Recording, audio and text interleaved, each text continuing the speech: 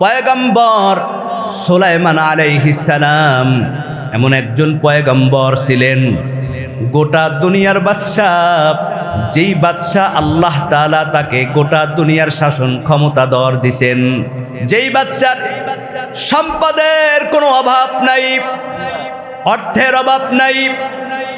আবার আল্লাহর পয়গম্বর, পয়গম্বরের ঘরের পয়গম্বর, কিন্তু একটু অহংকার করার কারণে, গর্ব করার কারণে আল্লাহ তাআলা তাকে ছাড় দেয় নাই।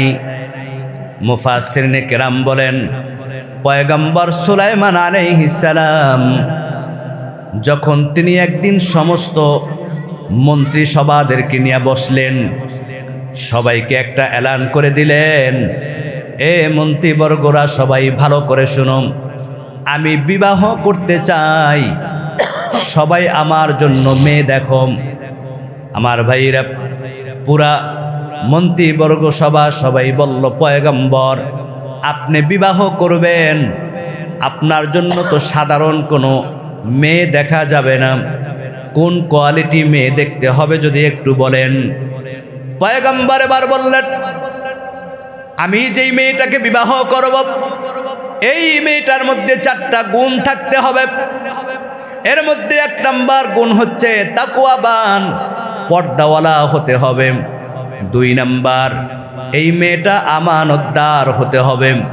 3 নাম্বার, এই মেয়েটা বংশমর্যাদা ভালো হতে হবে।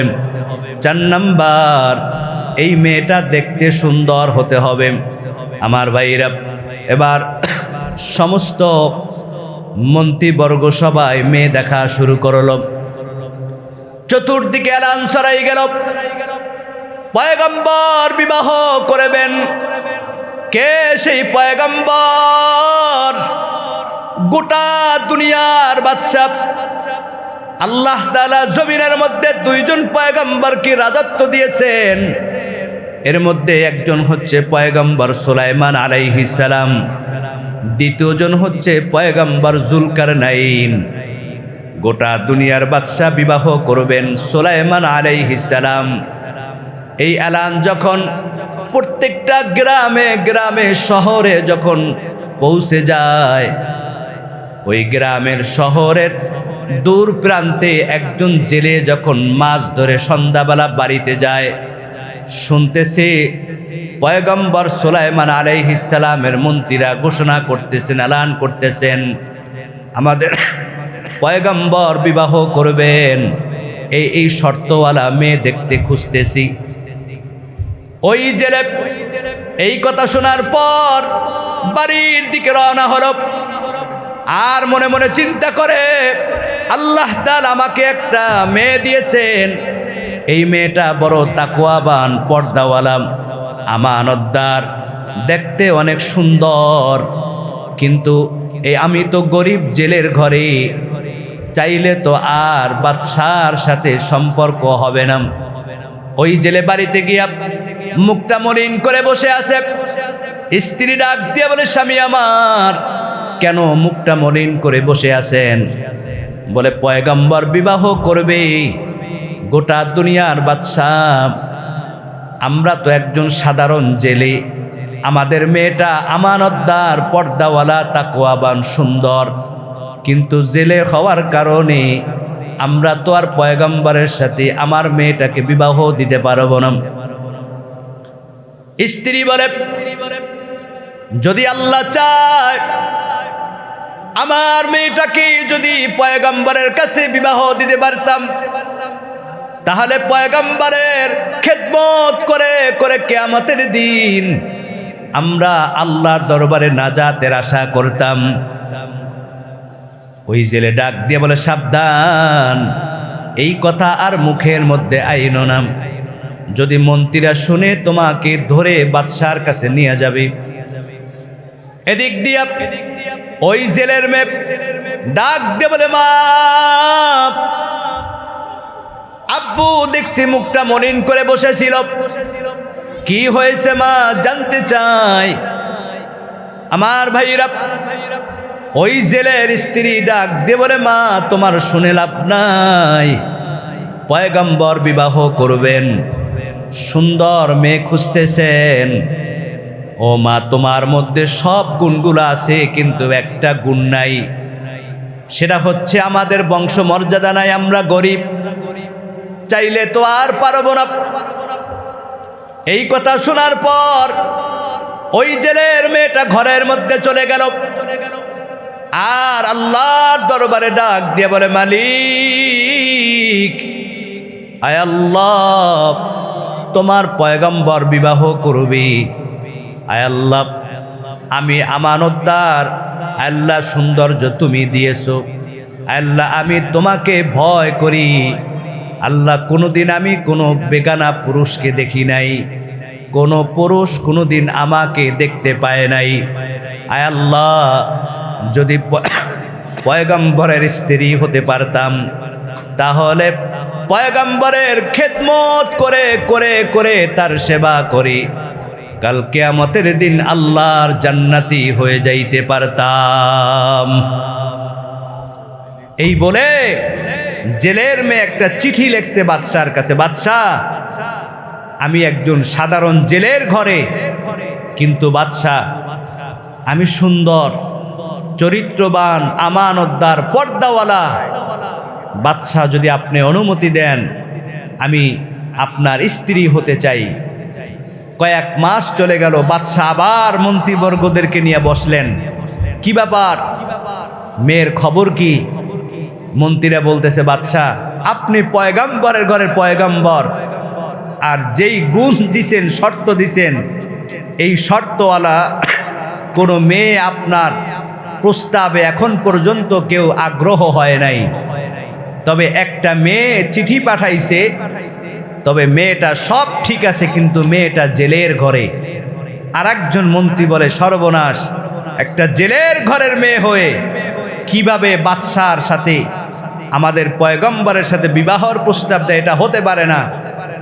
বাদশাহ চিন্তা করলেন, আসলেই তো একটা জেলের ঘরে মেয়ে হয়ে আমি বাদশার সাথে বিবাহ বসার জন্য সে চিঠি পাঠাইছে।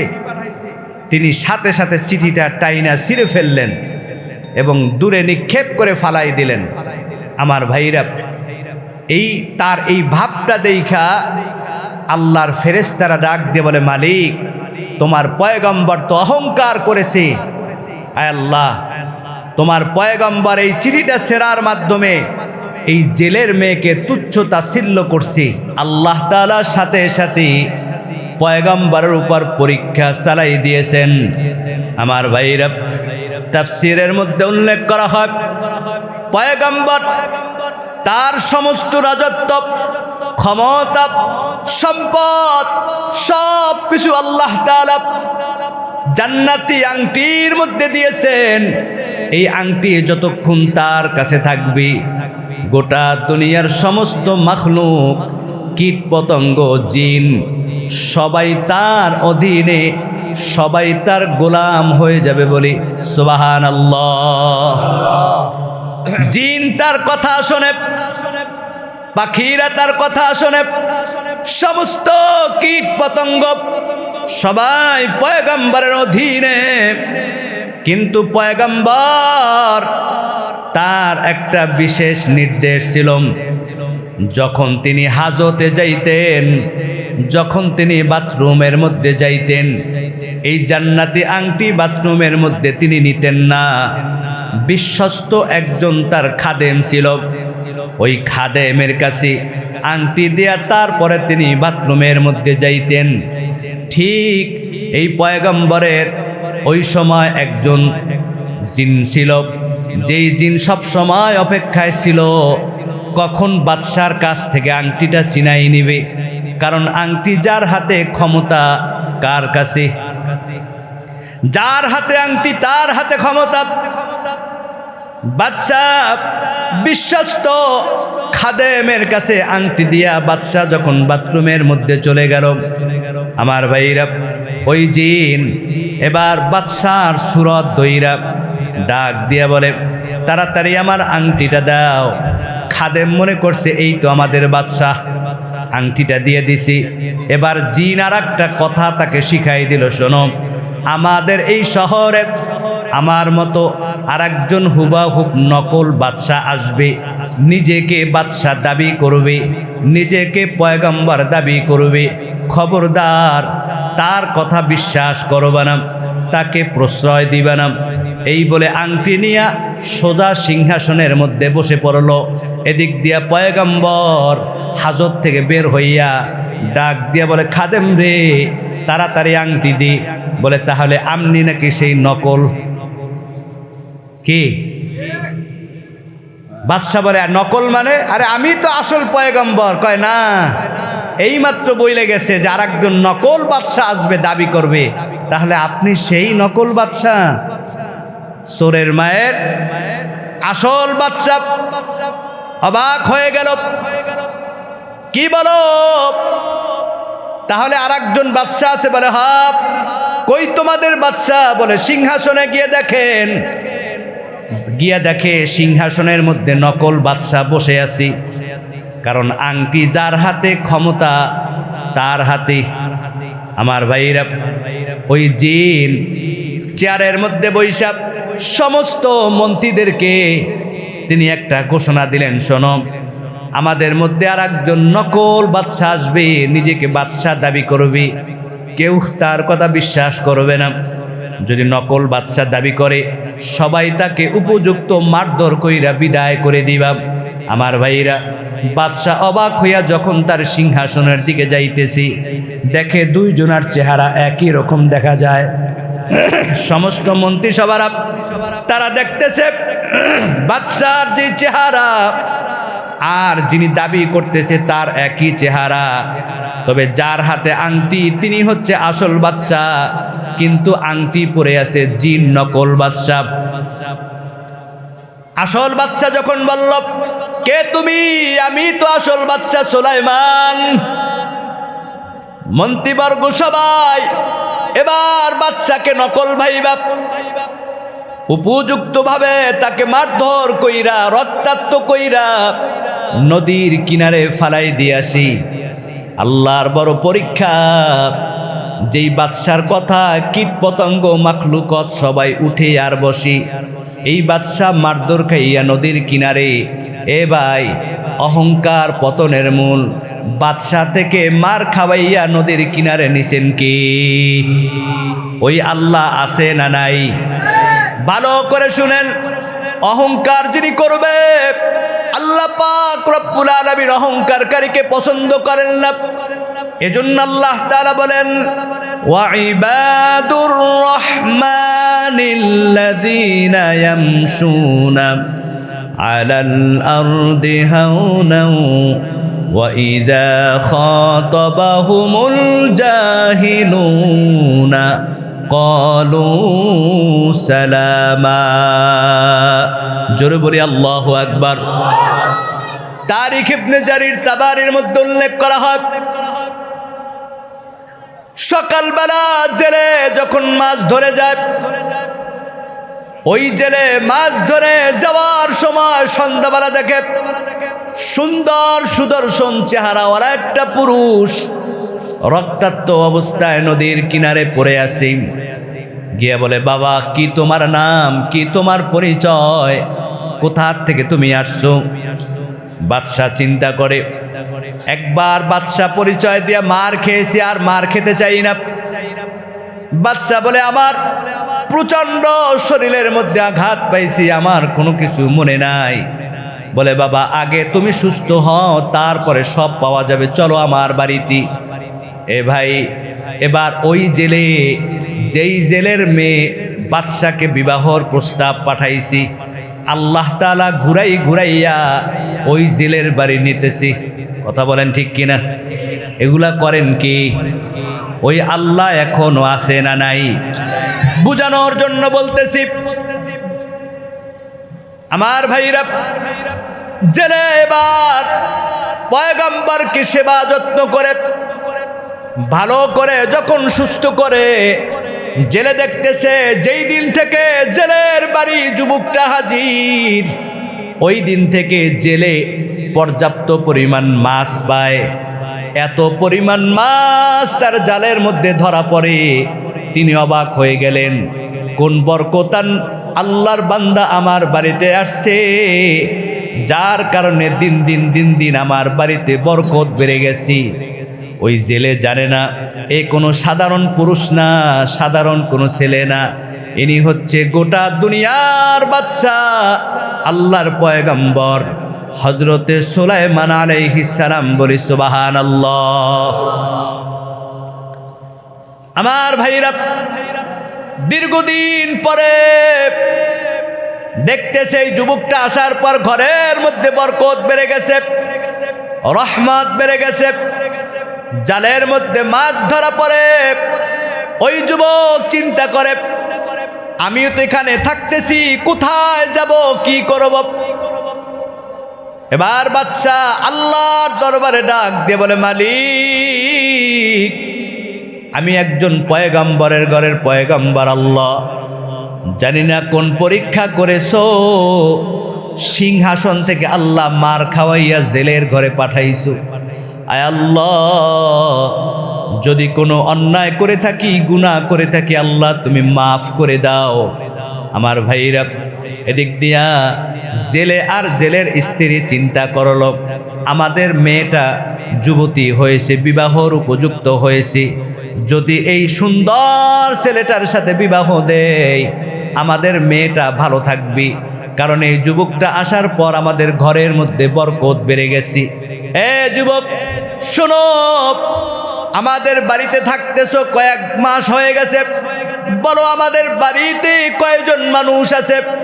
ওই যুবক বলে, আপনি আর আপনার স্ত্রী, আমি তিনজন ছাড়া কেউ নাই। আমার ভাইরা জেলে অবাক হয়ে গেল, ডাক দিয়ে বলে, যুবক, আমার বাড়িতে আর একজন মানুষ আছে, চতুর্থ জন, আমার একটা মেয়ে, তুমি কি জানো? বলে, জানবো তো দূরের কথা, কোনোদিন আপনার মেয়ের ছায়াটাও আমি দেখি নাই। এবার জেলে ডাক দিয়ে বলে, যুবক, তোমাকে একটা প্রস্তাব দিতে চাই। আমার একটা মেয়ে আছে, দেখতে সুন্দর, আমানতদার, চরিত্রবান, তাকওয়াবান, পর্দাওয়ালা। এ যুবক, কোনোদিন কোনো পুরুষ আমার মেয়েকে দেখে নাই, আমার মেয়েও দেখে নাই। তুমি যদি আমার মেয়েটাকে বিবাহ করো, আমরা অনেক ধন্য মনে করব। এবার বাদশা চিন্তা করে, যেহেতু আমার বিবাহ করতে হবে, থাকতে হবে, আমি কোথায় গিয়ে আশ্রয় নিব, কোথায় থাকব? যা করে আল্লাহ, আল্লাহর উপর তিনি ভরসা করে রাজি হয়ে গেলেন। পরের দিন বিবাহ হয়ে গেল, কিন্তু যেই দিন বিবাহ হয়েছে তাফসীরের মধ্যে উল্লেখ করা হয় ওই দিন তাদের বাসর হয় নাই। পরের দিন ফুলসজ্জার রাত, সকালবেলা এখন আর যুবক আর জেলে নাই, দুইজনে জামাই এবং শ্বশুর জোরে আওয়াজ করে বলি, আল্লাহু আকবার। এগুলা সব করতেছেন কি? ভালো করে বুঝে রাখেন, রহমানের বান্দা যারা কোনোদিন অহংকার করবে না। যদি কেউ অহংকার করে, এই অহংকারের পতন আল্লাহ জমিনের মধ্যে তাকে দেখাই দিবেন। যার প্রমাণ পয়গম্বর সুলাইমান আলাইহিস সালাম বাদশা থেকে মার খাওয়াইয়া জেলের ঘরের মেয়ে আবার তিনি বিবাহ করেছেন। সকালবেলা জামাই শ্বশুর চিন্তা করে, নতুন বিবাহ হয়েছে, সকালবেলা জামাইকে নিয়ে একা একা মাছ ধরতে যাই, আজকে দুইজনে যাই, দেখি আরো কিছু মাছ পাই কিনা। আমার ভাইরা, জামাই শ্বশুর দুইজনে জাল নিয়া, নৌকা নিয়া নদীর মধ্যে মাছ ধরতে চলে গেল। এদিক দিয়া পয়গম্বর যখন যাইতেছে, বের হয়ে দেখে সমাজের মধ্যে, মানুষের মধ্যে কানাকানি শুরু হয়ে যায়, সমস্ত কিছুর দাম বৃদ্ধি হয়ে যায়, মানুষের মধ্যে অশান্তি বিরাজ করে। কি ব্যাপার? মানুষগুলা দলে দলে সবাই মন খারাপ করে বসে আছে। বলে, কারণটা কি?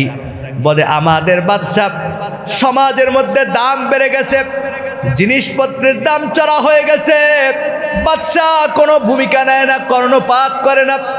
আসলে আসল বাদশা সিংহাসনে নাই, নকল বাদশা সিংহাসনে বসে আছি। আমার ভাইরা, বাদশা যখন মাছ ধরতে যাইতেছে, একটা জিন দেখে, কিরে ইদি, আমাদের বাদশা সিংহাসন তুই এখানে কেন? তিনি ওই জিনটা দৌড় দিয়ে চলে গেল সিংহাসনে, গিয়ে দেখে সিংহাসনের মধ্যে যিনি বসে আছে সে তো বাদশাহ সুলাইমান না, সে তো একটা জিন। জিনে জিনে চিনে, কথা বলেন ঠিক কিনা? ওই জিন চিনে ফেলছে। আর বাদশার বিশ্বস্ত দেক্ষরোহী আমার ভাইরা, যার নাম কিতাবের মধ্যে উল্লেখ করা হয় আসিফ বিন বলখিয়া, বাদশাহ বলছেন খবরদার, তুমি আমার সিংহাসনের পাশে দাঁড়িয়ে থাকবে, এদিক সেদিক তাকাবে না আমি যখন হুকুম না করব। এদিক দিয়া ওই আসিফ বিন বলখিয়া তিনি একজন জিন, তাকাই দেখে সর্বনাশ, এত গ্যাঞ্জাম অরাজকতা, কারণটা কি? আমাদের বাদশা তো থাকতে এমন হওয়ার কথা না। তাকাই দেখে যে এ তো আসল বাদশা না, এ তো জিন, বাদশার আংটি পরে বসে আছে। এবার ওই জিনে জিনে দেশে ধাওয়া ধাওয়া খাইয়া নকল জিন দৌড়াতে শুরু করছে। দৌড়াতে দৌড়াতে সমুদ্রের মধ্যে যখন দুজনে ধাওয়া করতেছে, ওই নকল বাদশা চিন্তা করে আমার হাতে যতক্ষণ আংটি থাকবে সবাই আমাকে চিনবে, এই আংটি রাখা যাবে না, যদি রাখি আমার আর উপায় নেই, সমস্ত জিন আমাকে মেরে ফেলবে। আংটিটা খুইলা আসতে সমুদ্রের মধ্যে ফালাই দিছে। ফালানো মাত্র একটা মাছ ক্ষুধার আহারে ঘুরতেছে, আংটিটা পাইয়া টপ করে খেয়ে ফেলছে। জোরে বলি আল্লাহু আকবার। আংটি যার হাতে ক্ষমতা। এবার আংটি কার প্যাডে? কার প্যাডে? কি কথা বুঝতেছেন? মাছ যে আংটিটা খাইছে, সমস্ত মাছ তার পিছনে দৌড় শুরু করছে। জোরে বলি আল্লাহু আকবার। আরো জোরে বলি আল্লাহু আকবার। জামাই শ্বশুর দুইজনে যাইয়া সমুদ্রের মধ্যে জাল ফালাইছে। ঘুরতে ঘুরতে ওই আংটি খাওয়া মাছটা আইসা ওই জালের মধ্যে ঢুকছে। তার পিছনে সমুদ্রের মাছগুলা লাইন দিয়া ছুটতেছে ছুটতেছে, ঢুকতে ঢুকতে পুরা জাল ভরপুর হয়ে গেছে। কিতাবের মধ্যে উল্লেখ করা হয় ওই জেলে যখন জাল টান দিছে প্রতিদিন পায় অল্প কিছু, তার থেকে বেশি। ওই দিন 70 নৌকা তার জালের মধ্যে মাছ ঢুকছে। বলি আল্লাহু আকবার। জেলে কয় ঘটনা কি? এই যুবকটা কে? যুবকটা আজকে আসার পর পুরা জাল ভরপুর হয়ে গেছে। আসলে জেলে জানে না ইনি হচ্ছে আল্লাহর পয়গম্বর সুলাইমান। বলি আল্লাহু আকবার।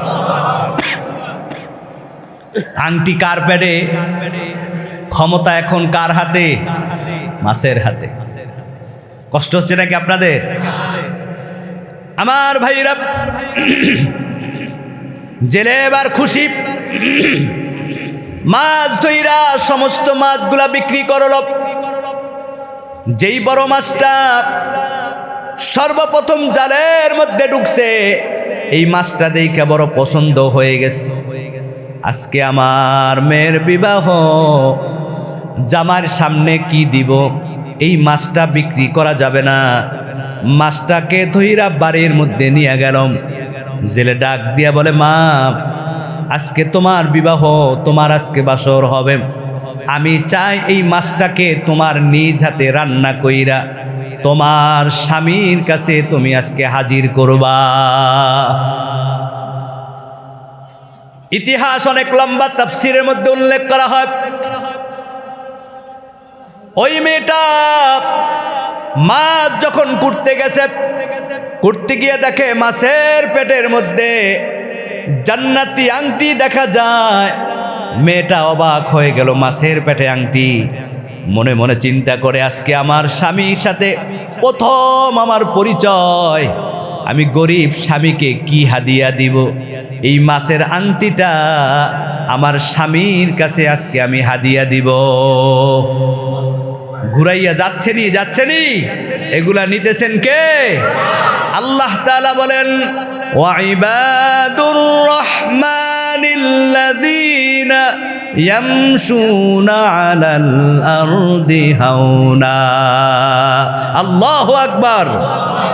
আমার ভাইরা, রাত্রবেলা পয়গম্বর যখন বাসর ঘরে চলে গেল, স্ত্রীকে ডাক দিয়ে বলে, স্ত্রী আজ তুমি আমার স্ত্রী, তোমার স্বামী, তবে তোমার কাছে একটা কথা জানতে চাই, ওই স্ত্রী বলো, তুমি কোনোদিন কারো সাথে প্রেম করছনি? কি কোনো ছেলেকে তুমি কোনোদিন পছন্দ করেছো, ভালোবাসছো? আমাদের যুগে যদি কোনো মেয়েকে স্বামী জিজ্ঞাসা করবে, আমি এগুলো চিনি না, অথচ পুরা দেশ ভাই যে খাওয়া শেষ, আছে না নাই? আমার ভাইরা, ওই জেলের মেয়ে ডাক দিয়ে বলে, স্বামী আমার, যেহেতু জিজ্ঞাসা করেছেন, আপনার শুনে লাভ নাই, আপনি আমার স্বামী, আমি আপনার স্ত্রী। এবার পয়গম্বর বলে, স্ত্রী বলো, আমি তোমার কথার যথার্থ মর্যাদা দিব, বলো তুমি। ওই জেলের মেয়ে ডাক দিয়ে বলে, স্বামী আমার, কয়েক মাসের আগের ঘটনা, আমি একটা ছেলেকে বড় পছন্দ করি, তার প্রেমে পড়ে গেছি।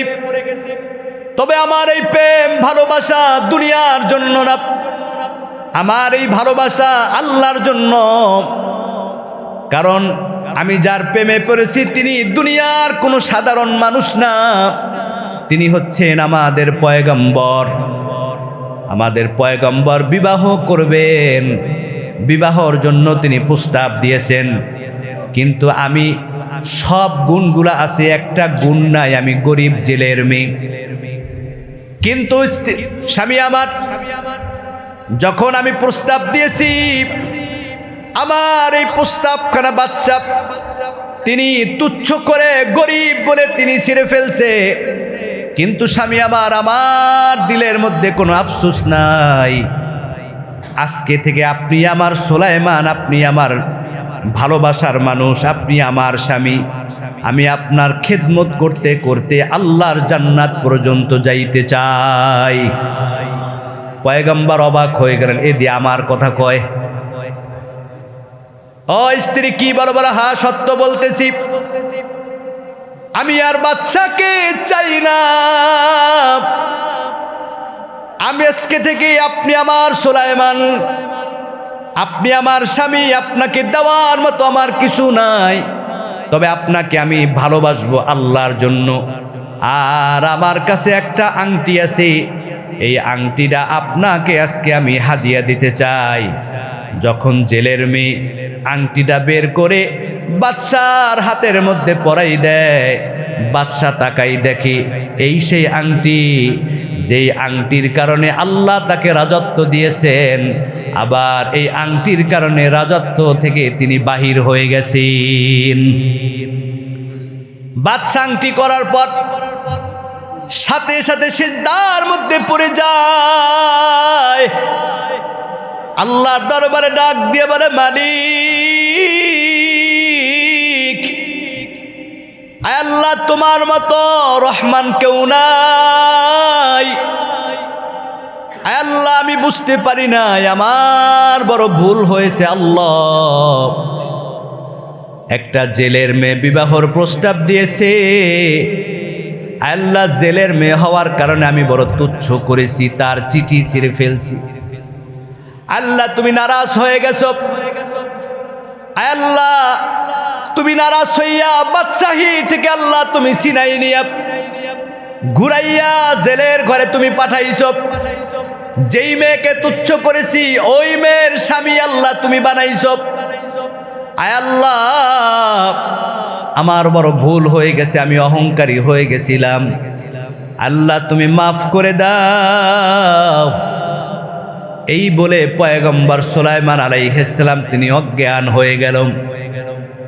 আমার ভাইরা, ওই জেলের মেয়ে চিন্তায় পড়ে গেল, কি হলো?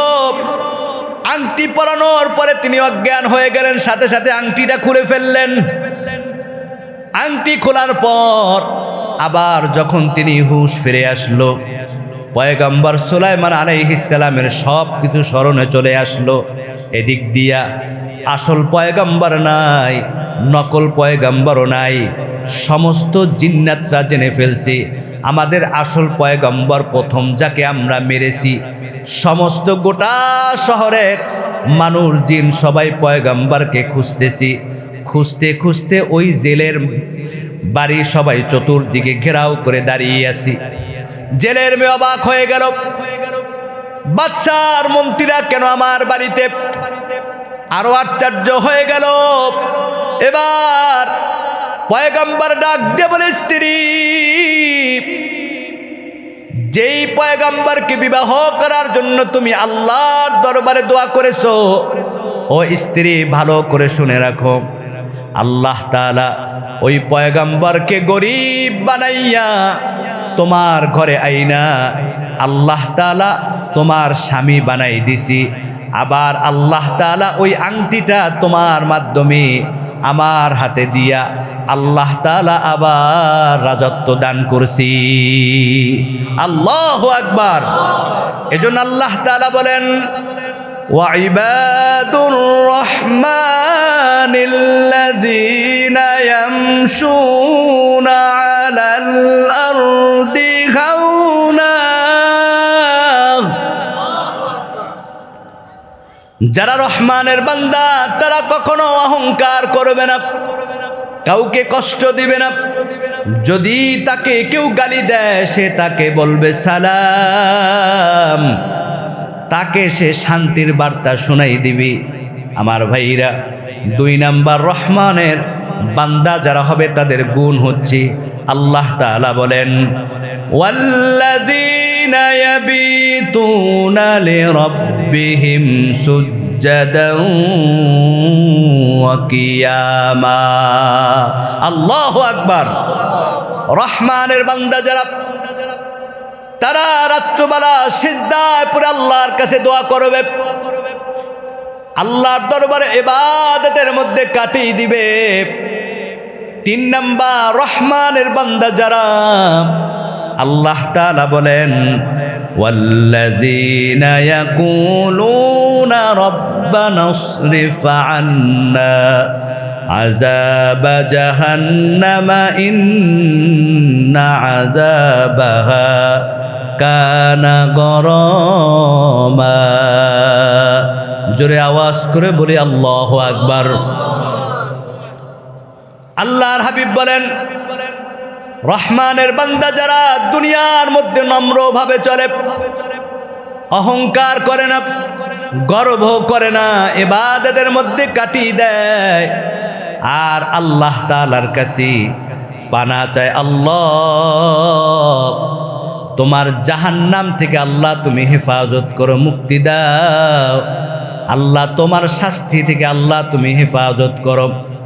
বান্দা যখন আল্লাহর দরবারে গুনাহ করার পর, অপরাধ করার পর আল্লাহর দরবারে ক্ষমা চায়, আল্লাহ পাক রব্বুল আলামিন ঘোষণা দিলেন, ইন্নাহু হুয়াল গফুরুর রহিম। বান্দা আল্লাহর দরবারে ক্ষমা চাইতে দেরি হবে, আল্লাহ তাআলা মাফ করতে দেরি করবে না। বলি আল্লাহু আকবার। এজন্য আমার ভাইরা, অহংকার করা যাবে? গর্ব করা যাবে না রে ভাই, না। এজন্য সাবধান। দুনিয়াতে আসছি একদিন, খালি হাতে যাব, আবার খালি হাতে, সাথে কিছুই যাবে না রে ভাই। এই দুনিয়াতে কেউ সাথে নিতে পারে না, আমিও পারবো না, আপনিও পারবেন না। যারা দুনিয়াতে অহংকার করে, গর্ব করে, তাকাব্বুরি করে, এই মানুষগুলা দুনিয়ার জমিনের মধ্যে লাঞ্ছিত, অপমানিত হয়ে যায়। আর যারা আল্লাহর হুকুম পালন করে, নবীর আদর্শ অনুযায়ী জীবন চালায়, এই লোকটা যখন দুনিয়া থেকে বিদায় হয়ে যায়, গোটা দুনিয়ার মানুষ তার জন্য কান্না করে, গোটা দুনিয়ার মানুষ তার কথা স্মরণ করে, তার জন্য দোয়া করে। এজন্য নবী বলেন, উম্মত দুনিয়াতে আসো খালি হাতে, যাবা আবার খালি হাতে। মাত্র মানুষের 2টা জিনিস যায়, 1 নাম্বার ঈমান, 2 নাম্বারে আমল। সাথে কি যায়? ঈমান আর আমল সাথে যাবে। ঈমান আর আমল নিয়ে যদি কেউ মৃত্যুবরণ করে, আল্লাহ পাক রব্বুল আলামিন নবীর মাধ্যমে সুসংবাদ দিয়েছেন, ও পয়গম্বর আপনার উম্মতদেরকে বলে দেন, যারা ঈমান এবং আমল নিয়ে মৃত্যুবরণ করবে আল্লাহ পাক রব্বুল আলামিন মৃত্যুর পর ওই বান্দাকে বিনা হিসাবে জান্নাত দিয়া দিবেন। এই ঘোষণা কার? আল্লাহ তাআলা বলেন, বিসমিল্লাহির রহমানির রহিম।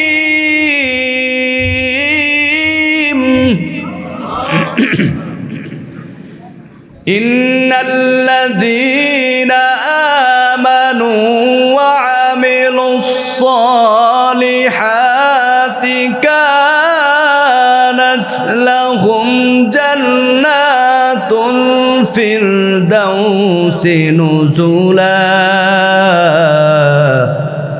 খালিদিনা ফিহা লা ইয়াবগুনা আনহা হিওয়ালা। আল্লাহু আকবার। ঈমান আর আমল নিয়ে যারা মৃত্যুবরণ করবে, আল্লাহ তাআলা বলেন, ও পয়গম্বর, সুসংবাদ শুনাই দেন আপনার বান্দাকে।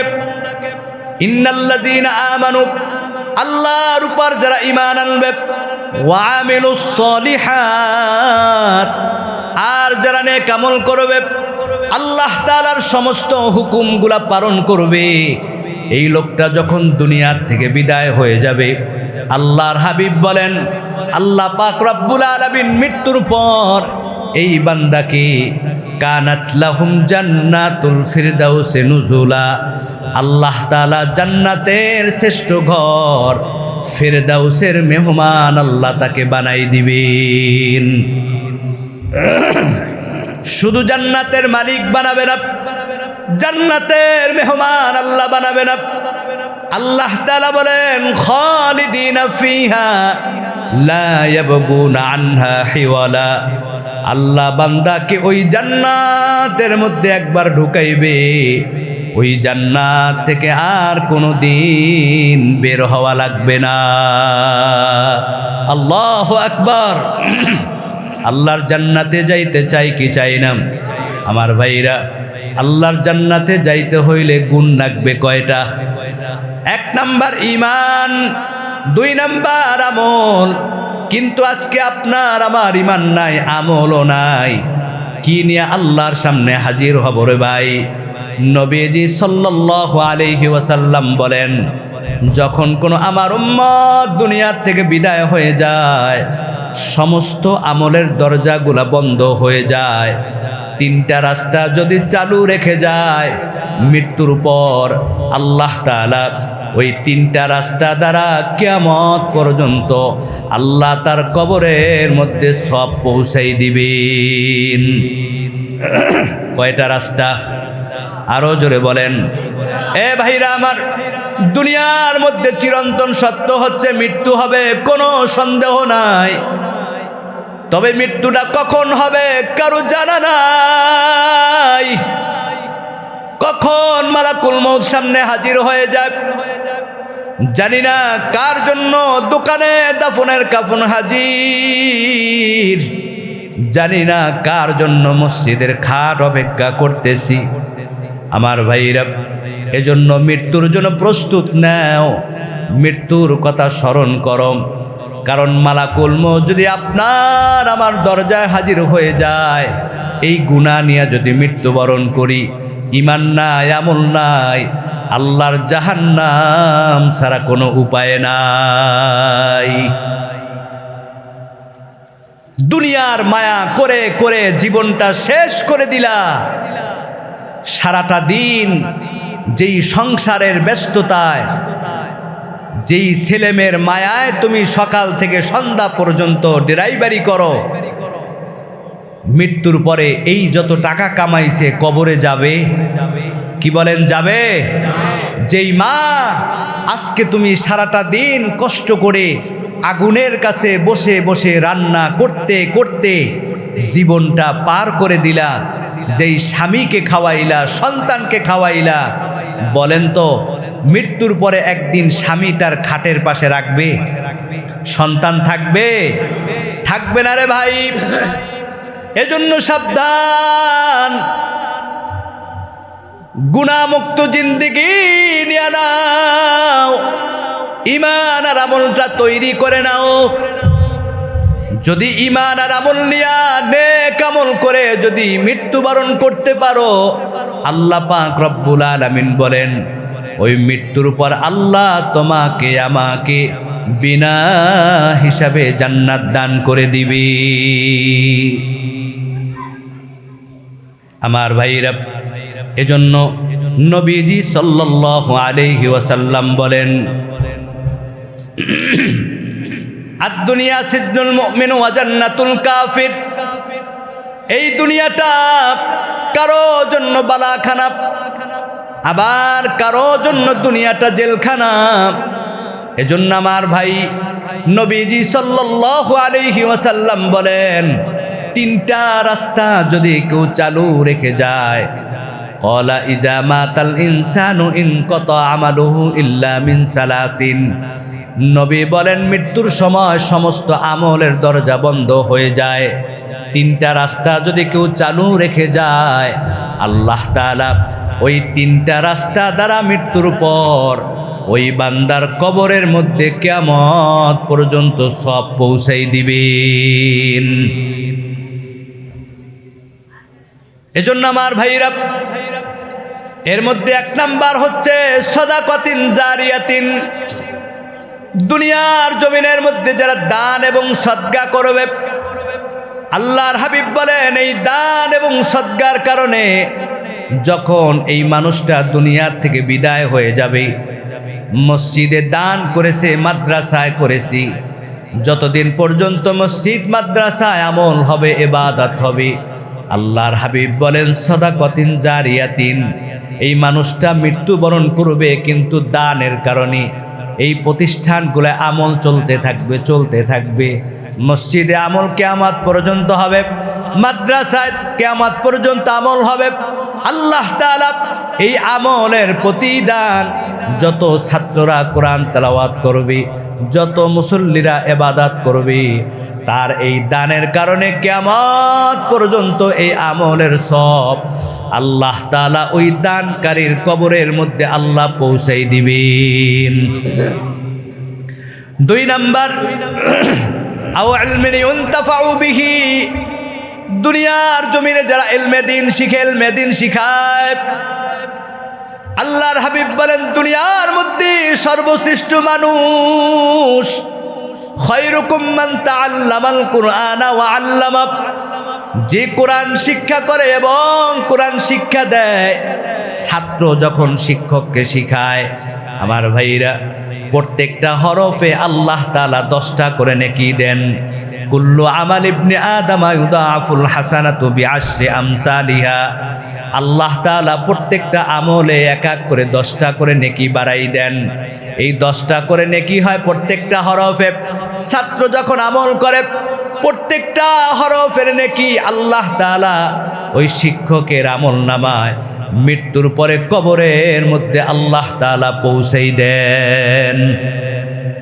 3 নাম্বার, আওয়ালাদিন সালিহিন ইয়াদউ লাহু। নবী বলেন উম্মতের দল দুনিয়ার জমিনে যারা একটা নেককার সন্তান রেখে যাবে, কোরআনের হাফেজ বানাবে, আলেম বানাবে, দিনদার বানাবে, এই সন্তান যখন দুনিয়ার জমিনে বসে ইবাদত বন্দেগী করবে, আল্লাহর দরবারে সন্তান যখন হাত তুলে দোয়া করবে, আল্লাহ পাক রব্বুল আলামিন বলেন ওই সন্তানের দোয়ার বিনিময় আল্লাহ তাআলা তার মা বাবার কবরের আযাবগুলা মাফ করে দিবেন। সন্তান যখন আল্লাহর দরবারে হাত তুলে বলবে, আল্লাহ রব্বির হামহুমা কামা রব্বায়ানি সগীরা। সন্তান দোয়া করতে দেরি হয়, আল্লাহ তাআলা তার মা বাবাকে মাফ করতে দেরি করে না। এজন্য আমার ভাইরা, আসুন, আজকে আপনার আমার ঈমান পরিপূর্ণ হয় নাই, আমল করতে পারি নাই, পাহাড় পরিমাণ গুনাহ করেছি, জীবনে অনেক নামাজ ছেড়ে দিয়েছি, মানুষে কষ্ট দিয়েছি, অন্যায় করেছি, পাপ করেছি। এই গুনাহ নিয়ে যদি মারা যায় জাহান্নাম ছাড়া কোনো উপায় নাই। নবী বলেন এই তিনটা রাস্তা যদি কেউ চালু রেখে যায়, আল্লাহ তাআলা একটা না একটা রাস্তার ওসিলায় ওই বান্দাকে মৃত্যুর পর কিয়ামতের দিন ওসিলা করে আল্লাহ বান্দাকে মাফ করে দিবেন। এজন্য আমার ভাইরা আসুন, আজকে এই মদিনাতুল মুনাওয়ারা মাদ্রাসা এতিমখানায় এই যে মাহফিল হচ্ছে, বড় গর্বের বিষয় হচ্ছে আজকে এই মাহফিলে এই মাদ্রাসায় ছাত্রদের দস্তারবন্দি করা হবে। আমার ভাইরা এটা বড় আমাদের জন্য নেয়ামত। আজকে আমাদের দোয়া এবং সহযোগিতায় ভালোবাসায় আজকে এই প্রতিষ্ঠান দিন দিন ত্বরান্বিত হচ্ছে। এখানে ছাত্ররা কোরআন পড়তেছে, ইলমে দ্বীন শিখতেছে। চূড়ান্ত পর্যায়ে আপনাদের এই প্রতিষ্ঠান থেকে কোরআন খতম করে মুখস্থ করে তারা পাগড়ি প্রদান করতেছে। এটা আমাদের জন্য বড় নেয়ামত, আমাদের জন্য বড় খুশনসিব। কারণ এই মহল্লায় এই ছাত্রগুলা যতদিন পর্যন্ত হাঁটে, রাস্তার দুই পাশের সমস্ত কবরগুলার আযাবগুলা বন্ধ করে দেন কে? আল্লাহ।